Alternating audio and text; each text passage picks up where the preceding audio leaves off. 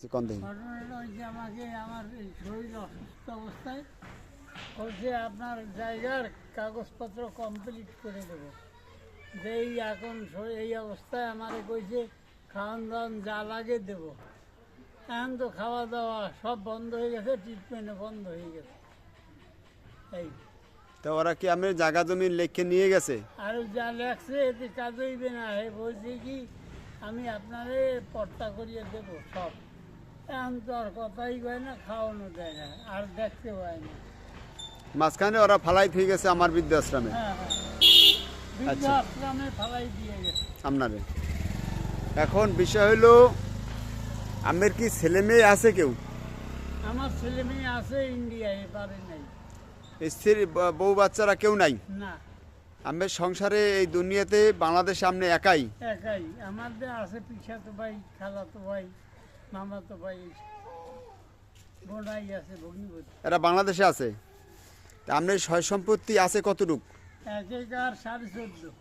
এই 1 একর 14.5 জায়গা ওরা ভোগ করার জন্য আমার এনে ফালাই থুই গেছে মনে হয়। হ্যাঁ হ্যাঁ হ্যাঁ, ওরা কারা চেনে নগের? ও চিনি, ওকে বাড়িঘর আছে। বাড়িঘর আছে? ইমন ফারুক, ওই নাম আছে না আপনার?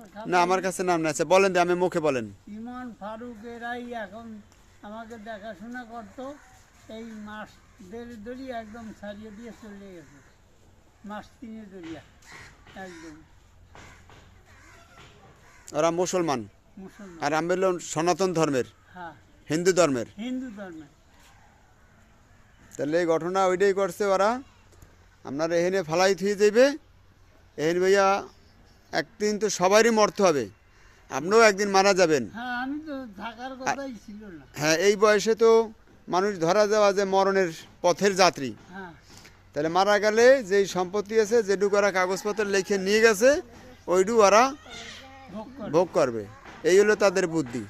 এই কারণে এই বাটপাড়িগুলো তারা সে করছে। আমরা যে ওইখানে যাইতে চান, আমার ওখানে ঘরদুয়ার আছে। কোনখানে? আপনি যেখানে আগে থাকতেন সেখানে ঘরদুয়ার আছে। এই দেশে? হ্যাঁ, দুর্গাবাড়ির পোলের কথা। না না, ঘরদুয়ার আমি থাকতাম এক আমার খালাতো ভাই বাড়ি। আচ্ছা, এই তাই খালাতো বাইরে জায়গা জমি দেন নাই কেন? হে তো আমার আত্মীয় রক্তের। হেরে কইছিলাম, খালাতো বাইরে কইছিলাম, তখন তো হেরা মোর যা খরচা, 8টা 10টা সেলাইন, হ্যাঁ, তাই নতুন ব্লাড, একাও আজ্ঞায় না, কি মনে হয়ে গেছে বুঝলেন। ও তারা আর কি ওই যে আমি অসুস্থ অবস্থায় আমার যে মামাতো বাইরে এই ব্যবস্থা করতে পারে নাই চিকিৎসার, ওরা ব্যবস্থা করছিল করিয়া ওইটা যে আমরা অর্ধেক নিমু জায়গা আর আপনার অর্ধেক দেবে। আমার অর্ধেক দেবে, আমি তো মরিয়েই যাবেন কিছুদিনে মানুষ গেলে বুড়ো বয়সে, তাই না? হ্যাঁ, আমার যে রোগ, এই রোগের তো ট্রিটমেন্ট একদম রাজ করে দিয়েছিল। যে ওই যে ডাক্তার আর হাজার স্টাফ বলছিল কি আপনার ডিউটি আছে আর এই দুনিয়ায় 1.5 মাস, আচ্ছা, এরপরে আপনি নাই, হিসাব করে নেবেন। কিন্তু আমার মনের জোর আছে। ভগবান আপনাকে বাঁচাই রাখতেছে। হ্যাঁ, ভেরি গুড। আপনারা ভিডিওতে যে এই বৃদ্ধ লোকটিকে দেখছেন, এই বৃদ্ধ লোকটিকে একটি চক্র দল ঠকাইয়া তার জমি জমা আত্মসাৎ করার উদ্দেশ্যে কাগজ কলমে লিখিত নিয়ে গেছে। হ্যাঁ, ওনার একটু শারীরিকভাবে অসুস্থ ছিল, হ্যাঁ, একটি রোগে উনি, মারাত্মক একটি রোগ ছিল ওনার, এই রোগে উনি অসুস্থ। তো ওই সুবাদেই ওনাকে হসপিটালে ভর্তি করে ওনার জমি জমা একটা কাগজে ওনার কি নেছে তখন কি স্টাম্পে নাকি সাদা কাগজে? না, সাদা কাগজ। সাদা কাগজে। অর্থাৎ ওই রকমের কিছু করছে, যেহেতু অসুস্থ মানুষ উনি তো আর অতটা বলতে পারবে না কি কি কাগজে নেছে। তো মানুষ যে কত একটা নিষ্ঠুর, স্বার্থপর। উনি সনাতন ধর্মের, এই বাংলাদেশে ওনার কেউ নাই, সবাই ইন্ডিয়াতে। তো মুসলমানের একটি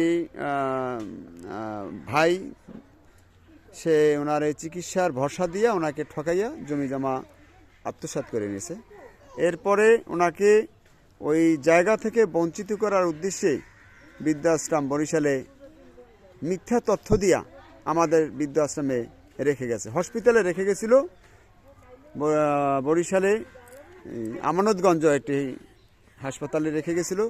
সেখান থেকে আমাদেরকে একটা ভুল তথ্য দিয়া সংগ্রহ করাইছে আমাদের দ্বারাই। তারাও হসপিটালে ফালাই হয়ে চলে গেছে। তা আমরা দেশবাসীর কাছে এটা বিচার চাই, আপনারা এটা বিচার করবেন। আইনিভাবে যদি কেউ ওনার সহযোগিতা করতে পারেন, আমার এই বৃদ্ধাশ্রমে যোগাযোগ রাখবেন, বরিশালের বৃদ্ধাশ্রম। আর আমি পরিচালক মোহাম্মদ শাখাওয়াত হোসেন, এটা আমি দেখাচ্ছি, আমি পরিচালক শাখাওয়াত হোসেন। Mobile number 01726713172। সবাই ধন্যবাদ জানাই। আপনারা যদি আইনিভাবে সহযোগিতা করতে পারেন এই ভদ্রলোকের জন্য চেষ্টা করবেন।